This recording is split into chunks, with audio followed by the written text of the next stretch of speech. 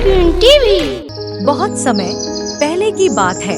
एक गांव में एक रामू नाम का गरीब आदमी रहता था। रामू ठेला से माल पहुंचाने का काम करता था।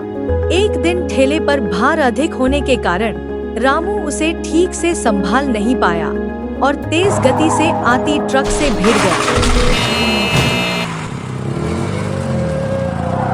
अगले ही पल उसकी मौत हो गई और उसके पीछे रह गई उसकी पत्नी जानकी और दो छोटे छोटे बच्चे गुड्डी और गुड्डू। एक तरफ रामू का अंतिम संस्कार किया जा रहा था और दूसरी तरफ उसके बच्चे बिलख रहे थे।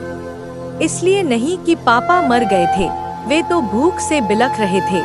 उन्होंने कई दिनों से पेट भर खाना नहीं खाया था और आज तो मुंह में एक निवाला भी नहीं गया था, सो भूख से रोए जा रहे थे। माँ, कुछ खाने को दो ना।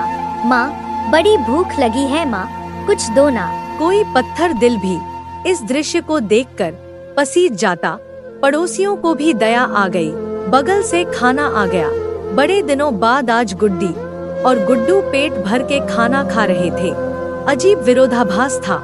एक तरफ लोग रामू की मौत पर दुहक व्यक्त कर रहे थे, वहीं दूसरी तरफ उसके अपने बच्चे बड़े चाव से भोजन कर रहे थे। जानकी ने अगले कुछ दिन इसी तरह से उधार लेकर और इधर-उधर से मांगकर अपना और बच्चों का पेट पाला।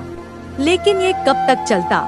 लोगों ने मदद करना बंद कर दी। जानकी पागलों की तरह काम खोजने लगी, लेकिन तमाम कोशिशों के बावजूद भी किसी ने उसे काम नहीं दिया। जब थक हार कर घर लौटी तो बच्चे उम्मीद से उसकी तरफ देखने लगे। गुड्डू तुतलाती आवाज में बोला, क्या लाई हो माँ, जल्दी से खिला दो, बड़ी भूख लगी है। माँ रो पड़ी और बच्चे समझ गए कि माँ के पास कुछ भी नहीं है। एक पल के लिए अजीब सा सन्नाटा पसर गया। फिर गुड्डी बोली, माँ, ये गुड्डू कब मरेगा?